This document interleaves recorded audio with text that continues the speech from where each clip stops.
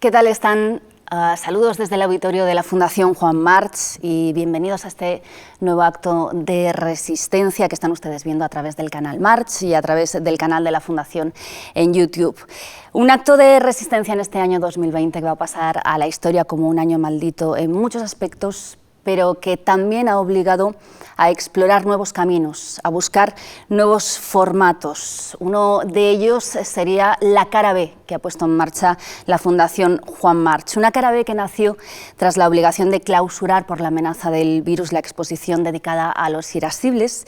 Y entonces este equipo se puso en marcha para encontrar el modo de revivir esa exposición, de enriquecer también su contenido y la experiencia del espectador con una charla, pero sobre todo con un documental en el que se aportaban nuevos contenidos, se aportaban nuevas intervenciones de otros artistas y también un podcast en el que además se añadían nuevos contenidos, un podcast que vino a llamarse La Cara C de la March. Y precisamente ahora estamos aquí para presentarles ese nuevo paso en esa misma dirección, el nuevo capítulo de la cara B de la March dedicado a Julio Cortázar, al Cortázar creador, pero sobre todo al Cortázar lector, porque esta sesión la vertebra el documental Cortázar Instrucciones de montaje y se adentra a lo largo de 2 capítulos. Hoy vamos a ver y vamos a hablar sobre el primero de ellos en el universo de Cortázar a través de un laberinto que es a la vez también un mapa, es la última biblioteca que explica el universo Cortázar, aquellos libros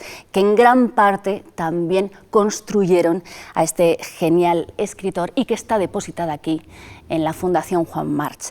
Vamos a hablar por ello con Paz Fernández, ella es la directora de la Biblioteca Centro de Apoyo a la Investigación de la Fundación March. Gracias, Paz, por estar aquí. Además vamos a conversar con la presencia del propio Julio Cortázar comprando libros, ¿verdad? Sí. En París. Esta es una fotografía en Les Bouquinistes, los famosos puestos de libros a la orilla del Sena, muy cerca de Notre Dame y de donde él vivía, del Centro Pompidou, muy cerca de... Ese era el gran barrio de Julio Cortázar. Paz, ¿qué supone para la March guardar la biblioteca de Cortázar? Bueno, en principio, desde luego, un honor. Es un honor tener una biblioteca de un escritor tan genial, ¿no? tan novedoso, tan vanguardista. Entonces, para nosotros ha sido siempre un honor y además es un motivo constante de satisfacción. Es enriquecedora, es visitas de gente de todas partes del mundo, interesados en Cortázar y bueno, para nosotros es fantástico tenerla, desde luego. ¿Y dónde estaban esos libros? ¿Cómo fue el primer encuentro de la Fundación con ellos? Bueno, los libros, como has dicho, es la última biblioteca que tuvo Julio Cortázar en la fecha de su muerte en la calle Guy Martel, en París, en el año febrero del 84. Estos libros que tenemos aquí eran los libros que le rodeaban. Sabemos que Julio Cortázar ha tenido otras muchas bibliotecas porque iba acompañado siempre absolutamente de libros, en esta foto se ve, ¿no? Sí. Pero constantemente llevaba un libro en el bolsillo del abrigo y ese tipo de cosas. Llega a nosotros en el año 92 y llega a través de su viuda, primera esposa y albacea, Aurora Bernárdez. Es por cómo llega aquí. Y cuando se vio por primera vez esas cajas, esos libros guardados, eso tuvo que ser un enorme impacto también en lo emocional. Yo me imagino, yo en ese momento no estaba en la Fundación, pero sí sé de mi compañera Celia Martínez, que estaba allí, que fue la que realmente abrió las cajas, ¿no? Que desde luego era realmente emocionante, porque la Fundación había encargado a un especialista, a un profesor, Guillermo Carnero, una aproximación de qué podía tener. No sabíamos qué libros iban a llegar, nos fiamos completamente de la intuición de este profesor, que fue bastante acertada, por cierto, y sobre todo, bueno, de que una personalidad así no podía tener una mala biblioteca, ¿sabes? Con todo, Aurora siempre dijo que era una biblioteca modesta. También ella era muy prudente. Entonces no es una biblioteca de primeras ediciones, ni de encuadernaciones en piel, ni de ese tipo de cosas. Es una biblioteca cuyo valor está en las anotaciones de Julio Cortázar, en las dedicatorias, y en una cosa menos conocida que son los traspapeles que Cortázar iba metiendo, el ticket del metro, la invitación a una exposición, el recorte de prensa, y las flores, por ejemplo, que fue metiendo en Las flores del mal de Baudelaire. Estamos viendo imágenes precisamente de la biblioteca de Sí, es Cortázar. preciosa. Paz, Es preciosa. Julio Cortázar era un enorme consumidor de cultura, por supuesto la literatura ante todo, pero también de música, es ampliamente conocido. ¿Su pasión por el jazz se refleja también en la biblioteca? Sí, sí, desde luego. Cortázar conoce el jazz muy jovencito en Buenos Aires, vamos, con 20 y tantos años, se enamora del jazz.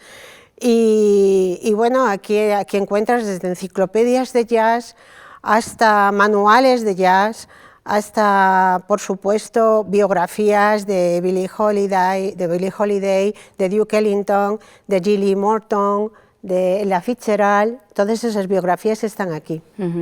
Y en esa biblioteca hay un libro en particular que deberíamos destacar, Opio, diario de una desintoxicación, de Jean Cocteau.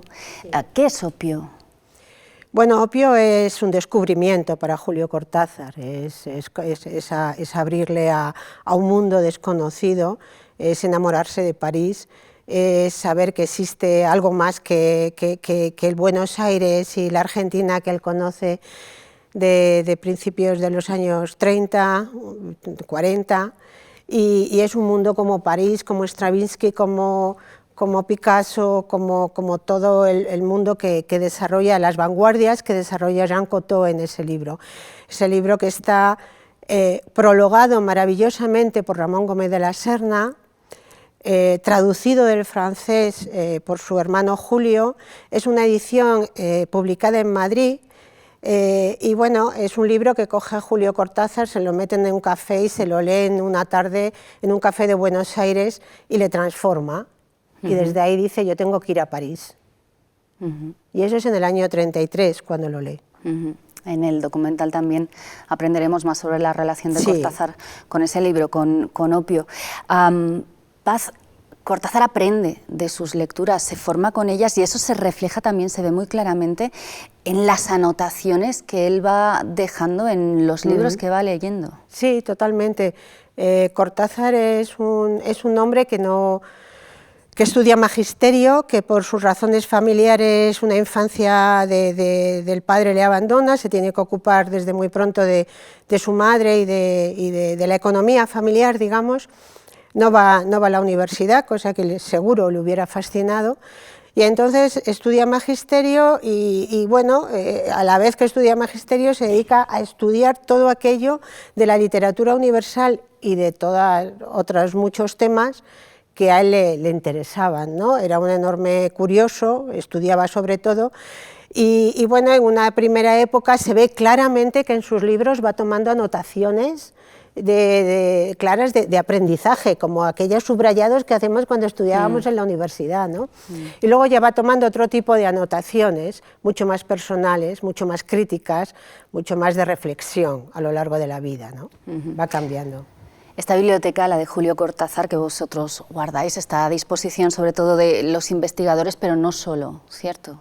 Sí, sí, es la biblioteca nuestra en general, que también se dedica a teatro, a música y a magia, que siempre la reivindico, es una biblioteca académica, es una biblioteca de investigación.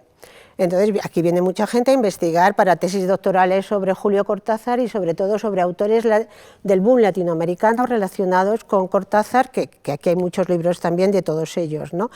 Pero también vienen muchos mitómanos, vienen muchos cortazarianos, viene mucha gente de todas las edades que te puedas imaginar, simple y llanamente a ver y tocar ese libro que un día estuvo en manos de Julio Cortázar. Simplemente eso.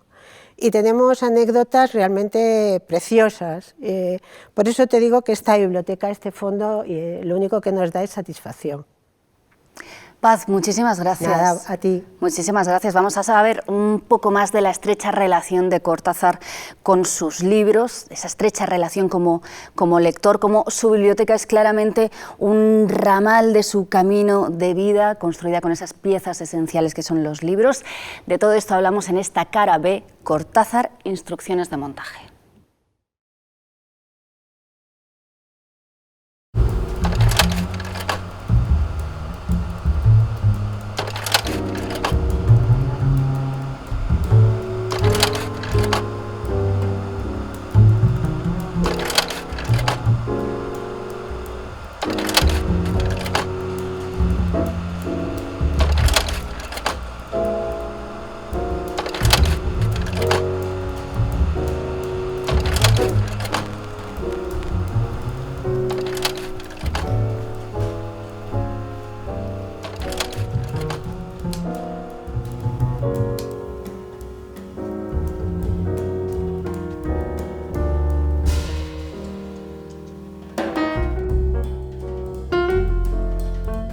Las bibliotecas fueron parte del escenario familiar permanentemente. Todas las casas tenían estas bibliotecas llenas de libros y curiosidades. Ah, mira, el Ulises.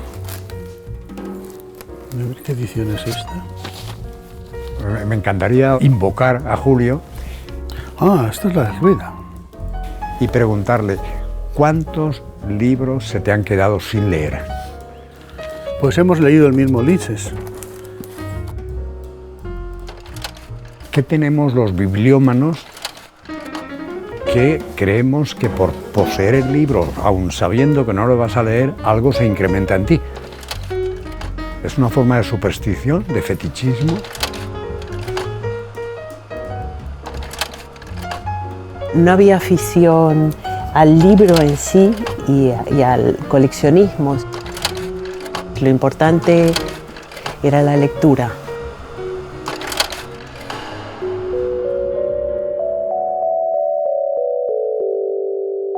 Por darle un sentido a la narración, ¿no? Yo creo que todo empieza con el matrimonio, ¿no?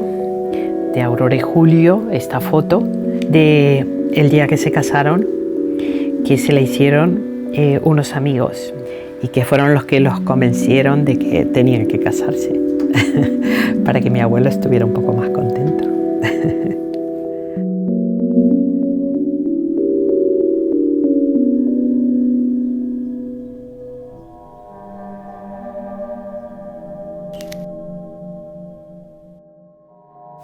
Tuve el valor de hacerme las preguntas esenciales y salí limpio de la prueba.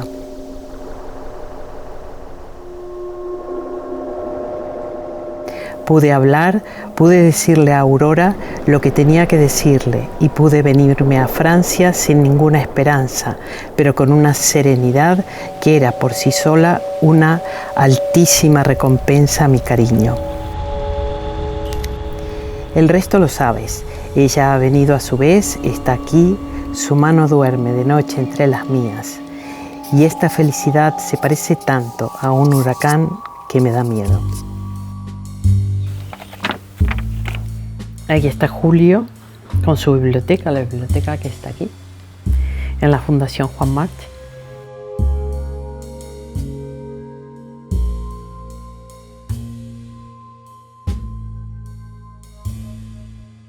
La voluntad de Aurora era que la biblioteca de Julio, como escritor o como escritor destacado que era, quedase reunida donde pudieran custodiarla y valorarla como tal, ¿no? Aurora era una persona absolutamente cordial. La sensación de, cuando hablabas con ella, es que era una persona muy culta, pero que no te lo hacía notar. Era muy amable, muy cercana. Afortunadamente, Julio dejó las instrucciones de lo que quería hacer, se las dejó a ella. Todo lo que entró en esta biblioteca era lo que Aurora consideró que era importante, que quedase custodiado y que representaba a Cortázar, ¿no? Ella quería que esta biblioteca estuviera viva, que se dinamizara, que la gente joven la consultara, que se continuara leyendo a Cortázar en generaciones. Y bueno, creo que en cierta manera se ha conseguido.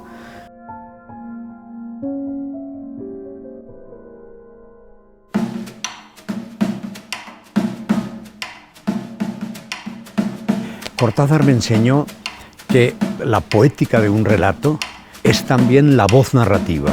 El sedimento de la poética de un cuento de Cortázar es el modo en que el narrador organiza el lenguaje. Demostró que era un novelista, vamos, que en lo que llamaríamos novela tradicional, la dominaba absolutamente, pero hay un momento en que se lo deja porque se lanza a la experimentación, se lanza a buscar, es un buscador nato en el mundo de la literatura y de la vida, ¿no?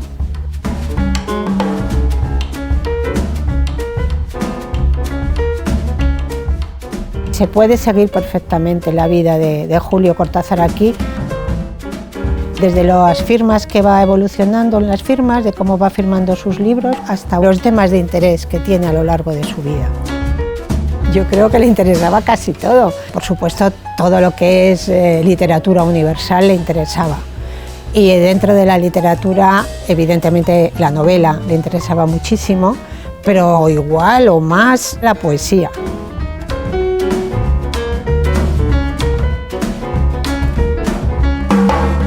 Por ejemplo, Edgar Allan Poe, desde niño, ¿no? Era una auténtica obsesión Edgar Allan Poe, pero de ahí pues toda la fantasmagoría, todos los libros de terror, de novela policíaca.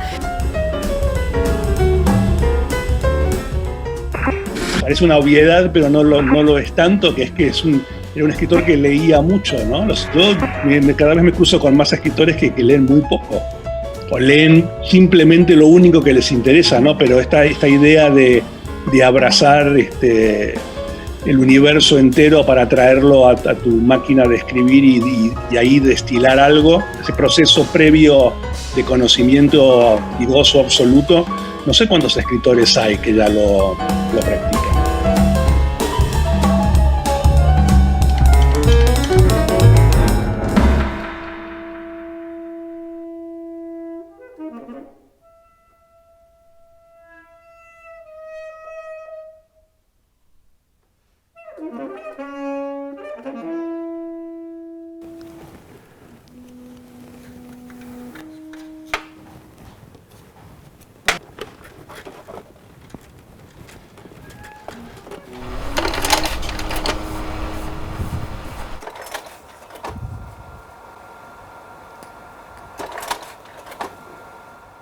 Me interesa la relación entre ese elemento intemporal, que es la geometría, que es preexistente a nuestro conocimiento de ella, digamos, y el carácter temporal que habitualmente en mi trabajo aparece en el paisaje, una temporalidad cíclica, y que en este caso estaría representada por la biblioteca.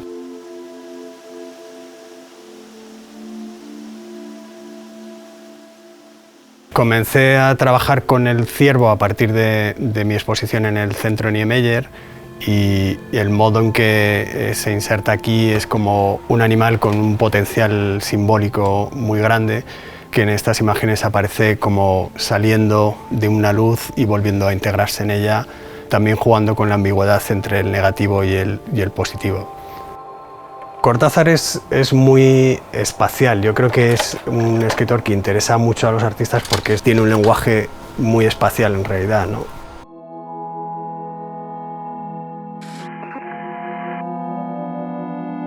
Cuando mi padre hizo el libro, y yo recuerdo mi casa así tapizada con un plano detrás de otro, detrás de otro, detrás de otro, tenemos que acordarnos además que una factura de un libro de diseño antes del ordenador y el Photoshop y todos estos programas era complicada y con estar recortando y pegando, etcétera, etcétera.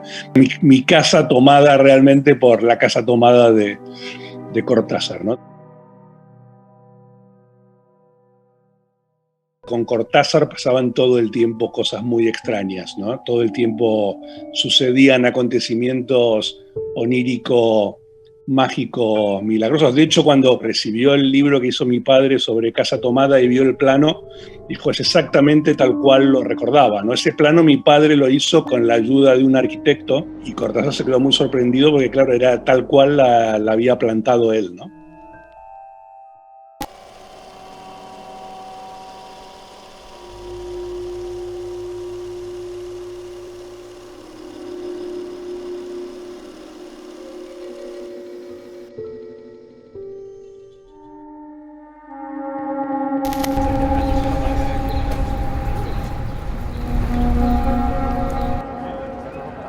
Tenía una mirada de escritor, una capacidad de descubrir lo insólito en las cosas corrientes extraordinario, ¿no?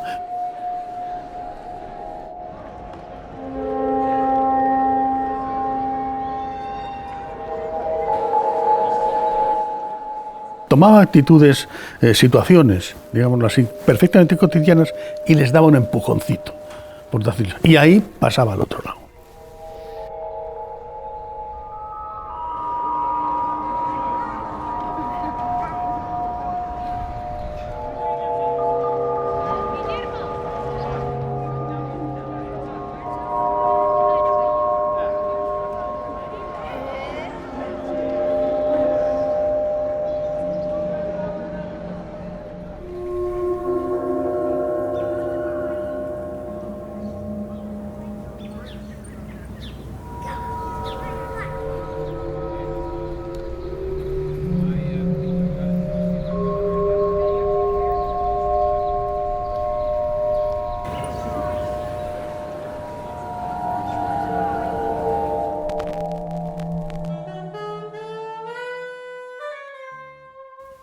Otro libro de Buenos Aires, que se trae desde Buenos Aires, es este libro de Mallarmé. Sabemos que al final muchas veces Cortázar hacía un resumen de lo que más le había gustado. Soy prácticamente el mismo de cuando leí este libro y me ha influido para la composición de un estilo. Aquí hay un libro interesante también, Seven Gothic Tales, de Isaac Dinesen. Aquí hay una anotación que me parece excepcional, que dice: ¿por qué no volví jamás a la casa de la infancia? Me parece toda una reflexión.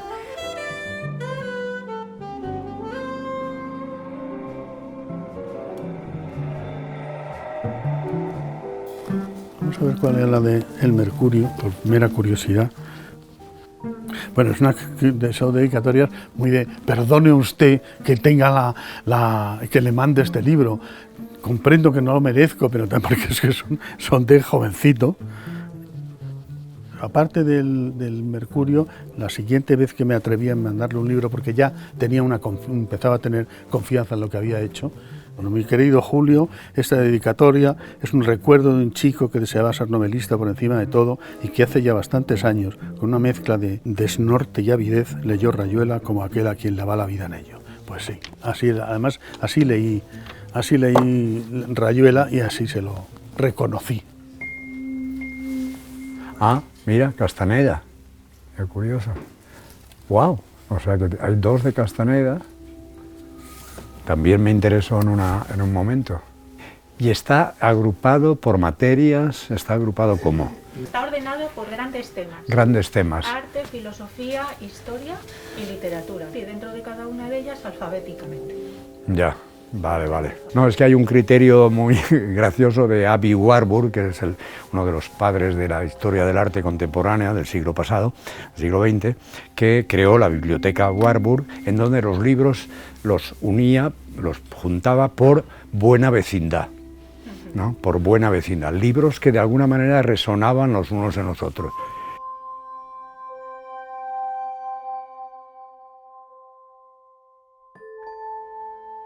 Me inventé un término que incluso lo menciono en mis últimos libros, que es el de la biblioteca, ¿no? Que es la biblioteca como biografía, ¿no? Como parte inseparable de la propia vida, ¿no? El orden ideal de una biblioteca, pero que también es imposible, es que los libros estuvieran ordenados por el orden en que se fueron leyendo, ¿no? Para ver las conexiones, cómo un libro te va llevando a otro, cómo un libro de la infancia termina en un libro clave de la madurez, cómo hay elipsis, cómo hay conexiones, relaciones extrañas, ¿no? Aquí está Opio, el famoso libro de Opio, que todo el mundo cuando habla de Cortázar y su biblioteca es lo primero que dice. Se ve que lo leyó mucho y muy bien y varias veces. Y este es un libro que compra Cortázar en el año 33. Cortázar nace en el 14. Todavía está firmado, como firmaba él entonces, por Julio Florencio Cortázar, 1933, esto lo hacía siempre. Él lo cuenta y lo cuenta constantemente, que es que le cambió su vida y fue lo que le pasó a la modernidad. Los museos son como la morgue a la que va uno a reconocer a los amigos y los subraya. Cortázar anota, apunta, se queja, protesta, dibuja, hace anotaciones, signos, rayajos, tacha. Todo eso es una interlocución, es un desdoblamiento con el libro y con el autor.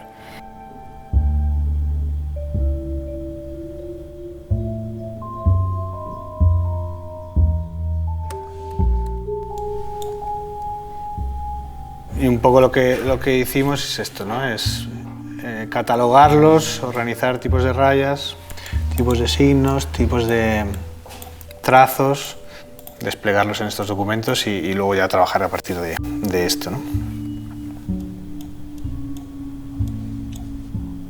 Todos esos signos, esos símbolos, conformaban como una especie de constelación de su trabajo de análisis de los libros que leía, ¿no? Que le interesaban.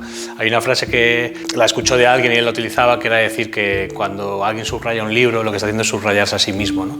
Y bueno, fue como un punto de partida también muy interesante para tomar esta referencia y a partir de esto elaborar una propuesta para una posible intervención en la ciudad.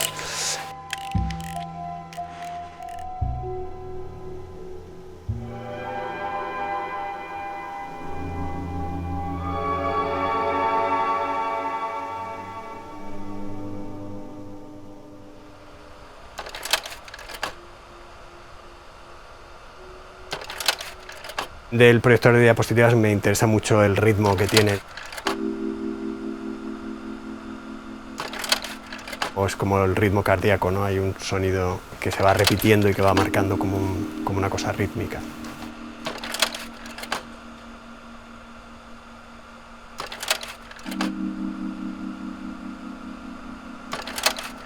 Yo la idea que tengo es generar una serie de elementos flotantes que están a una distancia de los libros.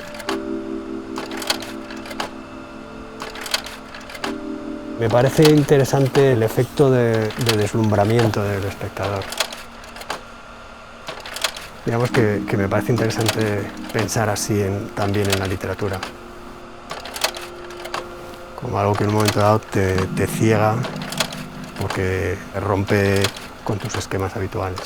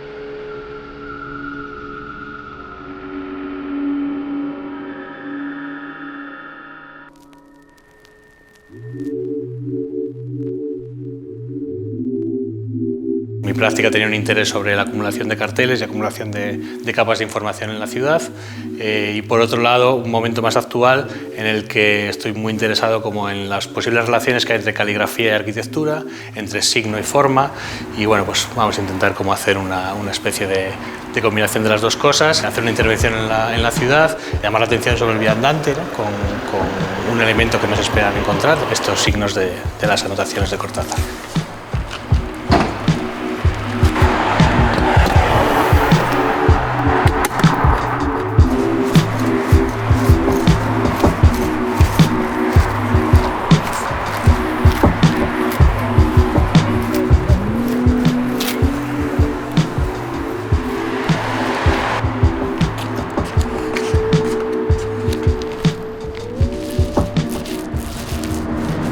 Aquí, por ejemplo, esta cantidad de carteles, de afiches que se van amontonando. Este tipo de cosas lo que me da a mí, lo que siempre me dio, es sobre todo signos. Hay palabras, hay cosas que continuamente te echan hacia adelante o te echan hacia atrás. Para mí tiene algo siempre de mensaje, es como una especie de poema anónimo, porque ha sido hecho por todos, acumulando imágenes, y luego algunas caen y otras quedan y los colores se van combinando, y ahí arriba, por ejemplo, hay un verdadero cuadro.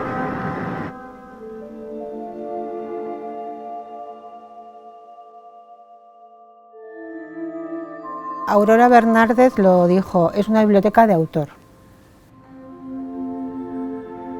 Es una biblioteca que retrata a Cortázar y es una biblioteca en la que el lector habla con Cortázar.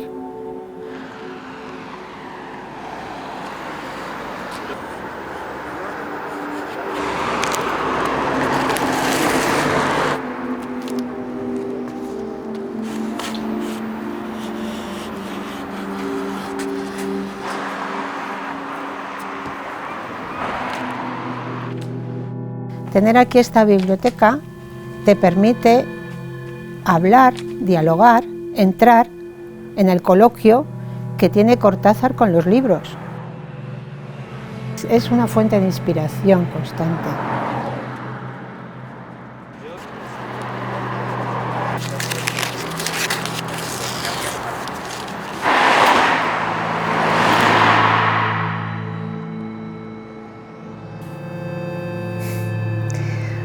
Julio, un pobre diablo.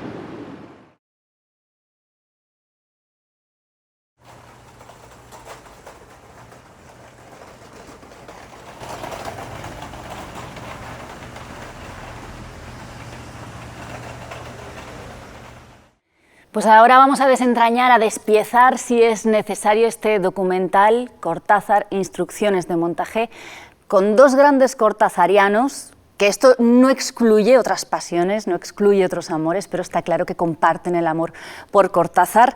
Estamos con José Sanchis Sinisterra, dramaturgo, director teatral, uno de los renovadores de nuestra escena teatral, de la escena teatral española, y estamos con Adriano Morán, él es periodista, productor audiovisual, documentalista y director de Cortázar, Instrucciones de montaje. Muchísimas gracias a los dos por estar aquí. A ti. La primera pregunta, y además nos vamos a tutear, la primera pregunta, que es casi una prueba, porque a ver si se puede responder de manera breve, aun con la dificultad del tema, ¿por qué aman a Cortázar?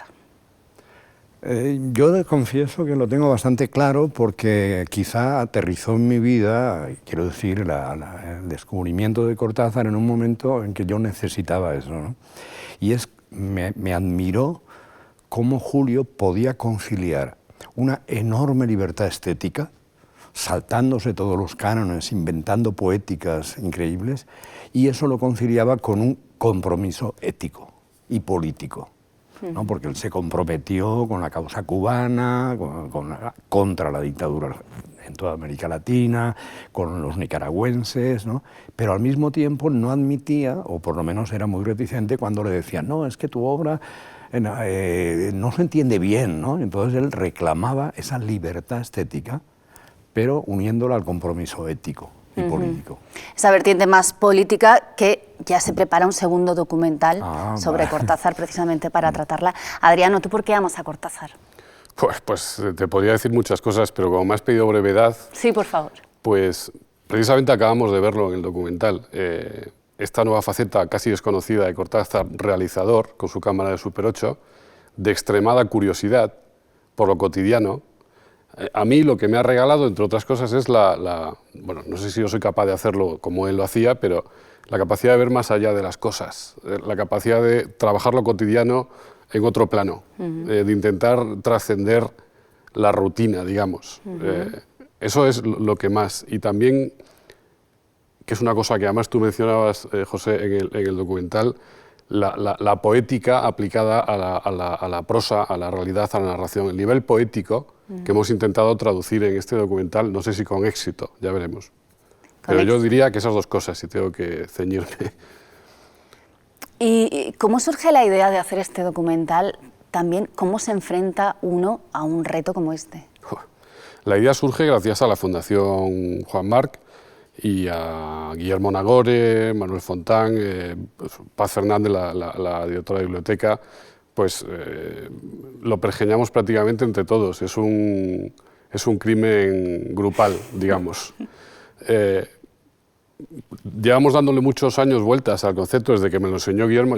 Pues nosotros desde mi productora frecuentemente hacemos vídeos para la Fundación y un día me la enseñó y me dice, bueno, pues aquí está la biblioteca de Julio Cortázar.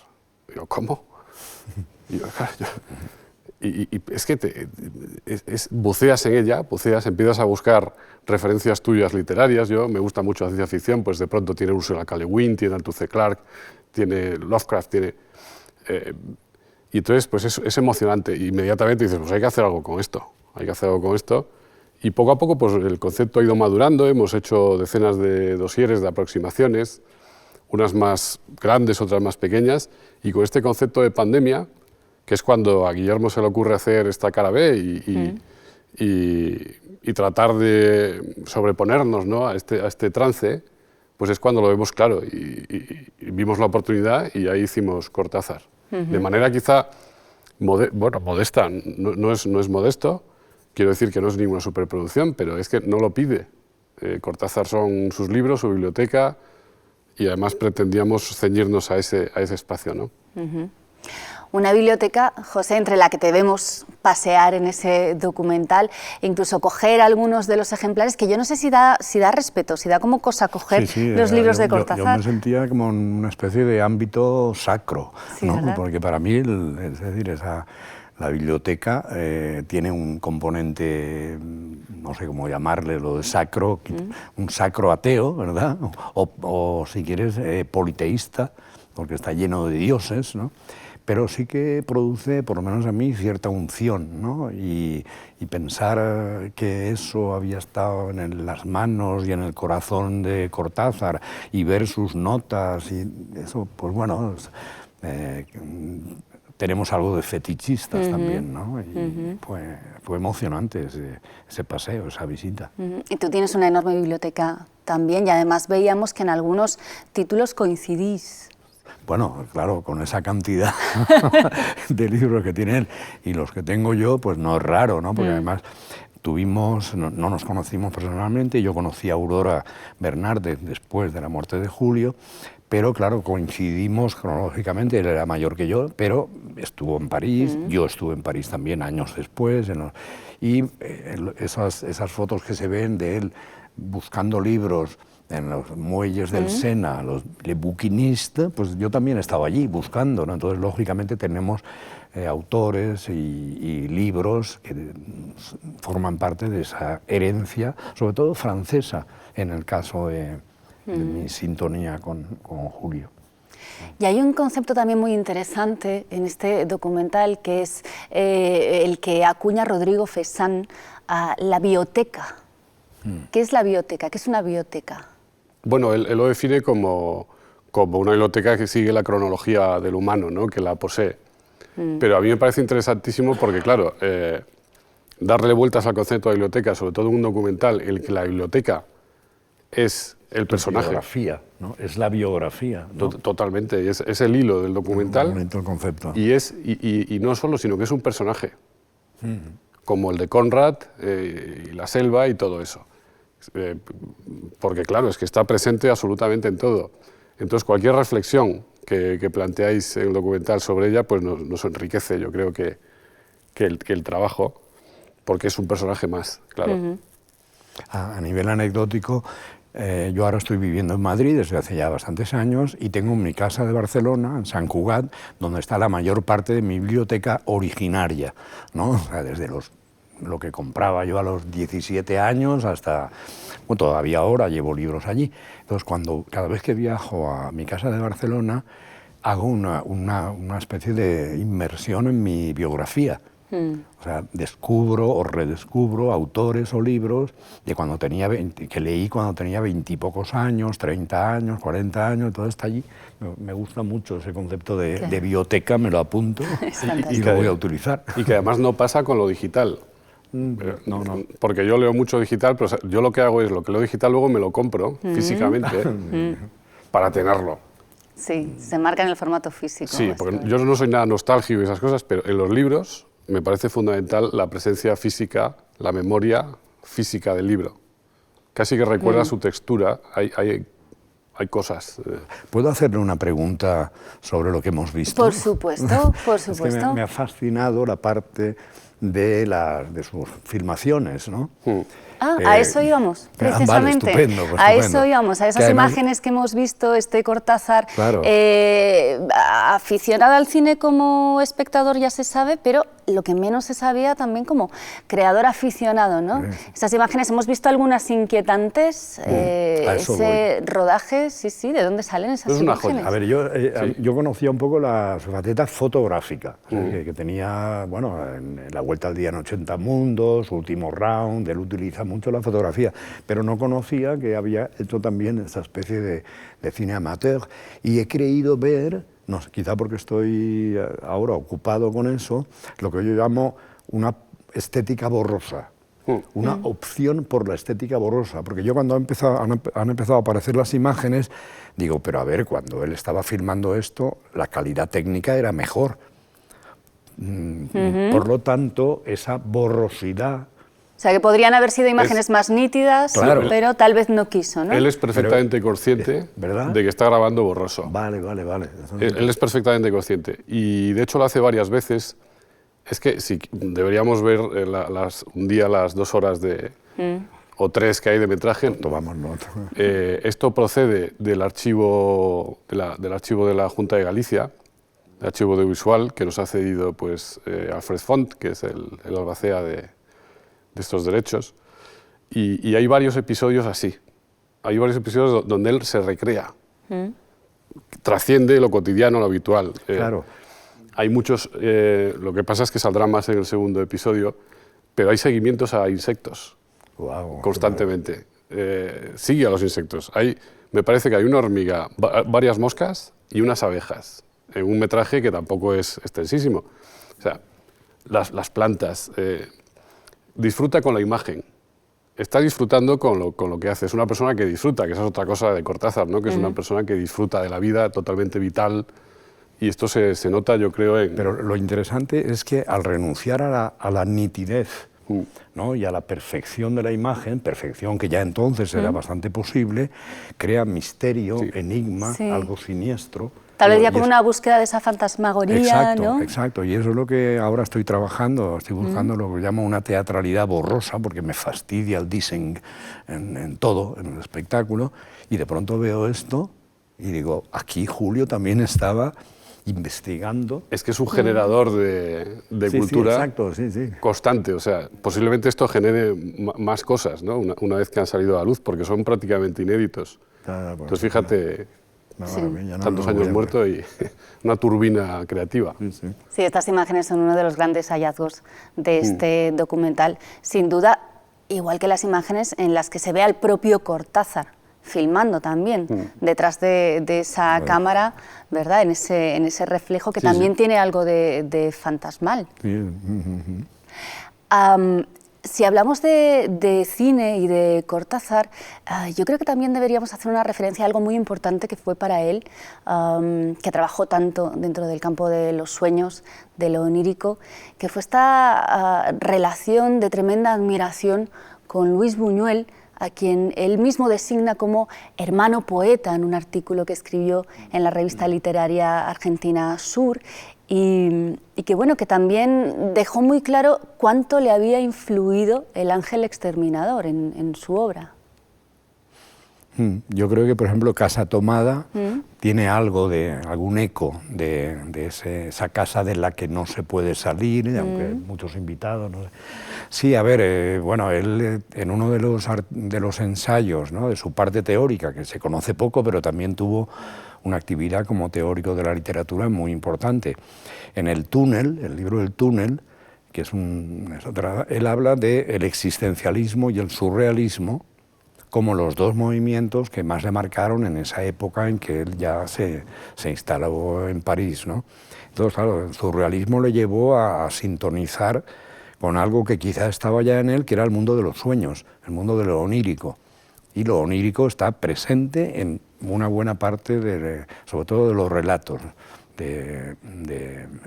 Y curiosamente yo llegué a los sueños en Cortázar a través de Kafka, ¿no? Es decir, porque me interesó mucho lo kafkiano en los años 80 y traté de entender cómo funcionaba eso que llamamos lo kafkiano y me di cuenta de que Kafka anotaba sus sueños, era un soñador compulsivo y se conservan 65.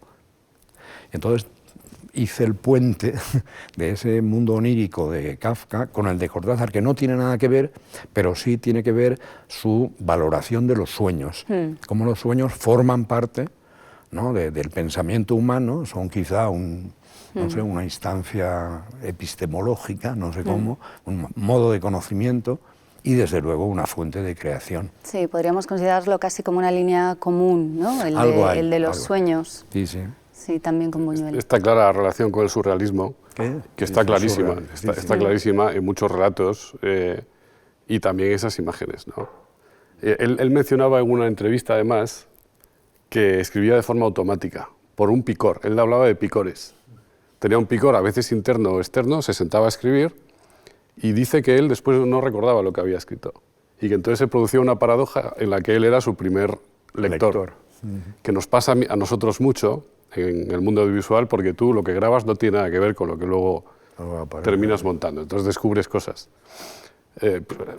Encarta la señorita de París los conejos que salen de la boca, cosas que él trata con absoluta normalidad, como si fueran reales, y las mezcla mezcla el plano onírico con el real de una manera magistral, ¿no?, que es una de las cosas, pues... Y para mí es el sueño, el puente, ¿no?, entre esa realidad cotidiana, prosaica, ¿no?, y el mundo que ya tiene que ver con la filosofía, con la ciencia, con el orientalismo, por ejemplo, con el mundo del pensamiento hindú y todo eso.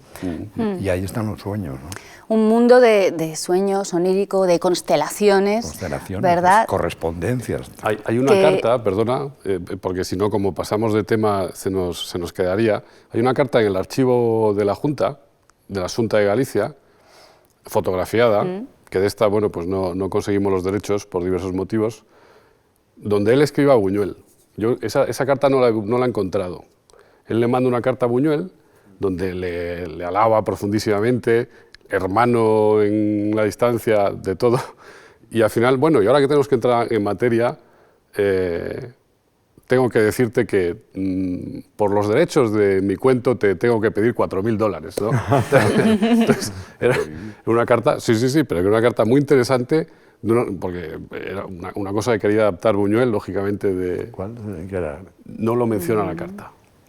A lo mejor tiene que ver con la cosa tomada, ahora que lo digo. Pues seguro. Porque no sería la que luego hizo Antonioni, Blow Up, la película. Blow Up. No lo sé. Es que no lo menciona. Y tampoco hemos estado muy atareados con esto y no Las babas del diablo. Las babas del diablo es el cuento a partir del cual Antonioni hizo Blow Up. Sí. Y a lo mejor era también... No lo sabemos. Esperamos que hay relación, claramente. Absoluta.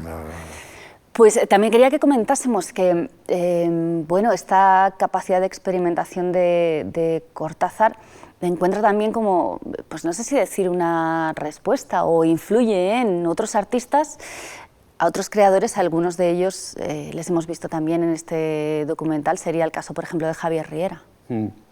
El formato, porque existe un formato detrás de esta serie que se llama La Cara B, es reinterpretar hechos artísticos, generalmente muy relacionados con la Fundación, de momento desde luego así ha sido, llamar a artistas que hagan su propia interpretación sobre el hecho que he tratado. En este caso es Javier Riera, pues que es una persona apasionante que está especializado en proyectar sobre lugares, y decidió hacer esta intervención que bueno, él me dice a mí fuera de cámara que él considera que la biblioteca es un código para desentrañar a Cortázar. Y entonces, pues ahí establece esas relaciones geométricas que para mí son, pues como...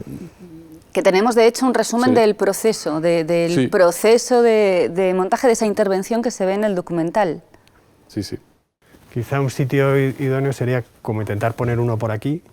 Esa parte. Sí, y si quieres traigo el proyector. Sí, luego está el tema del enchufarro. Sí. Esta Sí. bala.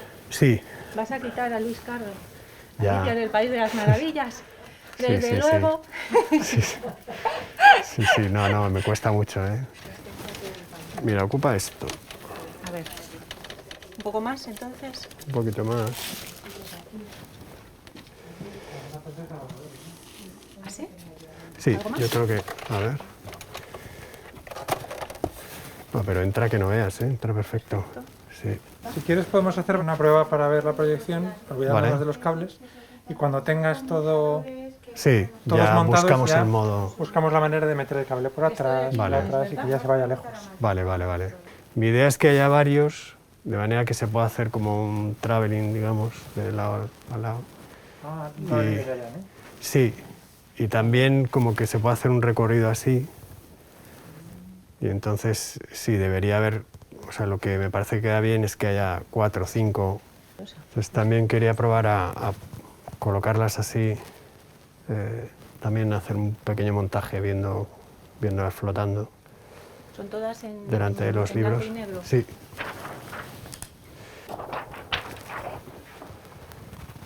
¿Las has escogido en particular por los temas o...? Las he traído un poco aleatoriamente, a ver qué aspecto tenían aquí, porque tengo muchas más.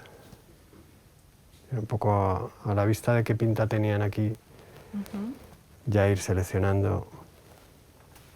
Tiene la cosa de que transparente. Se ven los libros, ¿no? Sí, que eso es interesante, ¿no?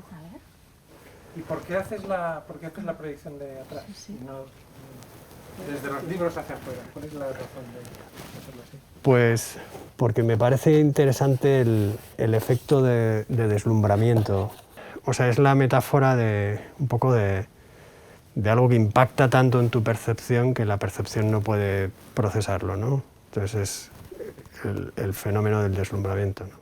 Ese fenómeno de deslumbramiento, ¿verdad?, del que nos comentabas, que tampoco es fácil incluir otras disciplinas artísticas, ¿no?, dentro de ese documental. Esto va dentro de la filosofía de la serie, que muy generosamente nos han dejado experimentar. Esto es un milagro, que no lo he dicho antes, pero esta serie es un milagro absoluto, porque no se hacen estas cosas. Totalmente artesanal, música artesanal, las intervenciones artísticas son hechas frame a frame generalmente por Javi Álvarez, que ya estuvo aquí en la otra ocasión. Nada didáctica. No, Tampoco. nada. Y entonces se trataba al igual que tenemos libertad creativa nosotros para elaborar estos documentales, de inventar artistas para que sean libres y ellos pues decidan qué hacer, ¿no? Y Javier Riera pues se paseó por la biblioteca y se inspiró de esta manera, ¿no? Es una persona fascinante, si veis trabajos suyos, es muy cortazariano porque trata de ver más allá de la realidad. Tiene unas proyecciones sobre paisajes, sobre bosques, trata de ver otra dimensión dentro de la realidad, ¿no?, a través de la luz. Y eso es lo que yo creo que ha intentado conseguir aquí, al mismo tiempo que te deslumbra con esos ciervos, que además creo que los eligió de manera azarosa, con lo cual pues está bien, porque mira, el azar en Cortázar es fundamental. Muy propio. Sí, y deslumbra, y yo creo que Cortázar también deslumbra, a lo mejor a eso quería jugar Javier, ¿no? Aunque yo prefiero que cada uno lo vea e interprete a su manera, ¿no? Que al final eso es lo bonito del arte, ¿no? Claro. Para eso está el arte. José, podríamos decir que de algún modo también has intervenido las obras de Cortázar, porque tú has adaptado 4 obras de Cortázar en 3 montajes, me corrige si me equivoco, pero Carta de la maga Rocamadour, Lejana, Diario de Alma Reyes y Cronopios rotos, que es un ensamblaje entre dos relatos, Torito y Graffiti. Además has programado 2 maratones Cortázar. Creo que es hora de hablar también de tu deslumbramiento. Los maratones son un invento extraño que Lo empecé en Barcelona, ¿no? En época, una de mis épocas de inmersión en el mundo de Cortázar y sobre todo en la teatralidad de Cortázar. ¿No? Porque yo percibo una teatralidad, por ejemplo, en el hecho de que la voz narrativa de muchísimos cuentos no es la del autor, sino la del personaje. Y por lo tanto te está imponiendo un punto de vista, te está metiendo ya... Bueno, total, que yo estaba investigando eso, la frontera entre narrativa y teatro, en aquella época, el teatro fronterizo, lo fundé con esa idea. Y bueno, me fascinó la riqueza de la experimentación de Cortázar y entonces organicé por lo menos un par, pero uno bastante potente, maratón en un edificio del ayuntamiento, que ahora es un espacio cultural y en aquel momento, te hablo de los primeros 80, no tenía todavía una utilidad, ¿no?, ciudadana. Entonces lo conseguí, no sé cómo, para el teatro fronterizo. Convoqué a pintores, a gente que tenía formación musical, actores, actrices y tal, y entonces organizamos, bueno, desde las 12 del mediodía hasta las 9 de la noche, la gente entraba, se encontraba cronopios colgados en el hall de la casa, que les había pedido a pintores y escultores amigos, luego actores y actrices que susurraban a escuchitas, ¿no?, fragmentos de Cortázar, se te acercaba un actor y te decía y te recitaba. Y luego salas donde había la voz de Cortázar grabada, las músicas, sobre todo de jazz, ¿no?, que Cortázar escuchaba y que aparecen en Rayuela, en otros lugares ya textos dramatizados, ¿no?, de manera que tú te podías pasar media hora o 3 horas o 4 horas recorriendo aquello, ¿no? Entonces, bueno, eso lo llamo yo una maratón. Una maratón. Y lo volví a hacer en Madrid ya en los años 2000 en Casa de América. Y luego aparte están los 3 montajes, los 3 textos, que ya es una versión teatral de textos de Cortázar. Y a mí me gustaría que nos contases, y ahora te cito literalmente, ¿hasta qué punto Cortázar te ha hecho como hombre de teatro? Tengo que decir cuántos grados, cuántos kilos, cuántos metros, aproximadamente, cuántos años. Aproximadamente. Me sorprendo descubrir justamente cuánto le debo o cuánto me ha ido como ayudando a encontrar vías en momentos que todos tenemos, todos los autodenominados artistas, ¿no? Tenemos momentos de sentirnos estancados, ¿no? Y de pronto el azar, que no existe, ¿no?, según pensaba el propio Cortázar, sino extrañas correspondencias, me llevan a un texto de Cortázar y eso me moviliza y me lleva por otra parte, ¿no? Entonces yo le debo mucho.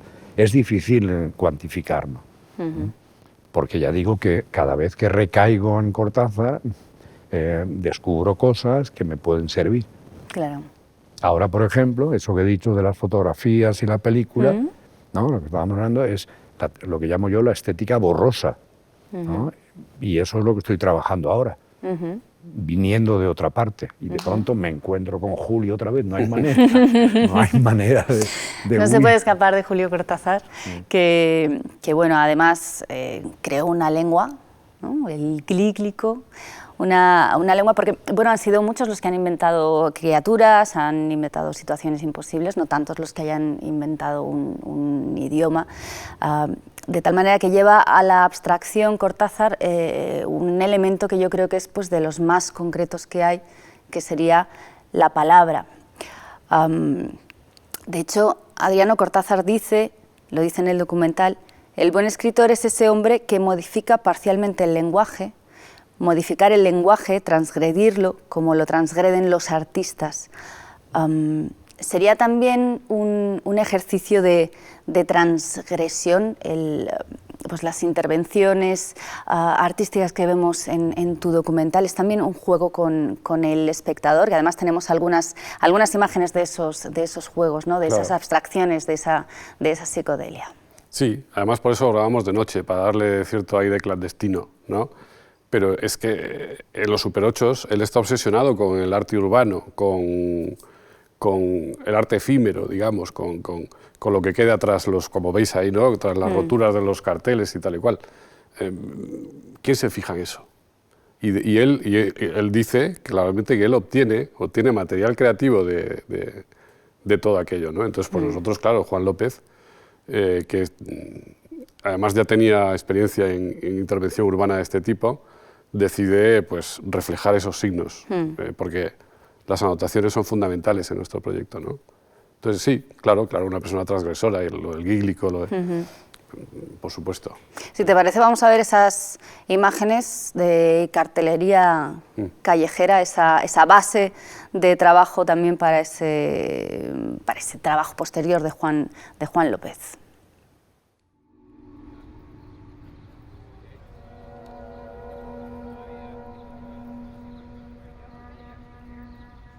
Como decimos, esos carteles sirven como lienzo para después reinterpretar ese elemento que también es muy importante en la biblioteca de Julio Cortázar, las anotaciones que hace en cada uno de sus libros.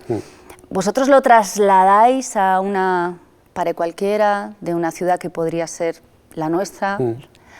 Y convirtiendo de alguna manera casi como una firma, ¿no? Como una firma con entidad propia. Hay una cosa que queríamos hacer, que era tratar de mezclar el pasado, el presente, los planos narrativos, al igual que hacía él. Él en los audiolibros, por ejemplo, se pone a reflexionar constantemente y a hablar con el futuro oyente. Tú, oyente, que me estarás escuchando con una taza de café, tal, en mi presente, tu presente, que ya es mi futuro. Bueno, pues lo hemos traído, algo tan personal como sus anotaciones, ¿no? Que es una cosa absolutamente personal de un lector, pues las hemos puesto en una ciudad de nuevo, ¿no? Es una especie de viaje en el tiempo, queríamos mezclar planos. No sé si lo hemos conseguido, pero esa era la intención, de la misma manera que lo hacía él, ¿no? De manera tan natural. Como en Todos los fuegos el fuego, cuando va saltando de la ruptura de la pareja a la pelea de gladiadores. Y además lo hace sin signos. O sea, no utiliza ni siquiera puntuación. En la misma subordinada te está cambiando y tú no te das ni cuenta y lo admites perfectamente y estás de pronto, pues eso, en el presente, digamos en los años 70 de una pareja normal y viajas al Coliseo romano, ¿no? Y eso es un poco lo que queríamos conseguir. Esa es una magia increíble y imposible de plagiar. Y es como simplemente manejando la sintaxis te transporta a dimensiones que están fuera de la lógica, ¿no? La otra noche estaba releyendo La isla al mediodía, ¿no? Que es un cuento de un steward, ¿cómo se llama? Bueno, las personas los que trabajan en los aviones, ¿no? Azafatos. Sí, los auxiliares de vuelo. Auxiliares de vuelo, ¿no? Y entonces, bueno, es un cuento que a través de una trampa sintáctica que te hace en la penúltima frase, el tiempo y la realidad, ¿no? Se retuercen, ¿no? Y resulta que te das cuenta al final de que ese avión se ha estrellado y el personaje que estaba narrando está muerto, ¿no? Pero simplemente trabajando con el lenguaje. Y ese carácter, diríamos, entre comillas, artesanal, es maravilloso porque eso lo hace desde una poética para nada realista, para nada prosaica, pero es que eso también es la virtud de un gran creador, es convertir lo prosaico en altamente poético, ¿no? Y, por ejemplo, viendo también imágenes de esto, te pregunto, porque quizá tú lo sabes mejor que yo, él también era un poco obseso de recoger papeles, folletos, material subliterario, ¿verdad? Bueno, de hecho, en los traspapeles que mencionaba Paz, la biblioteca está plagada de ellos. Los libros están llenos de ese tipo de cosas. De Pues billetes nada de menos metro. que eso le emparenta con otro de mis grandes, digamos, maestros intelectuales, que es Walter Benjamin, que él hablaba de el historiador como trapero.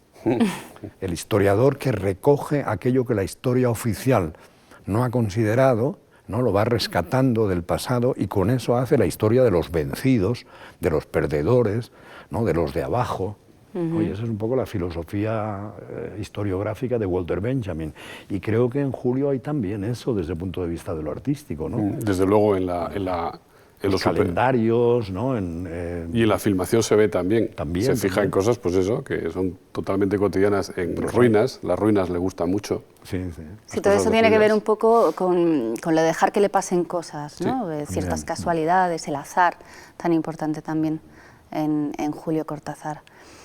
Pues, caballeros, ha sido un placer. Bueno, placer ha sido nuestro. Para mí. Muchísimas gracias, Adriano Morán y José Sánchez Sinisterra, por ayudarnos a entender un poco mejor este universo tan complejo, tan rico que es el de Julio Cortázar.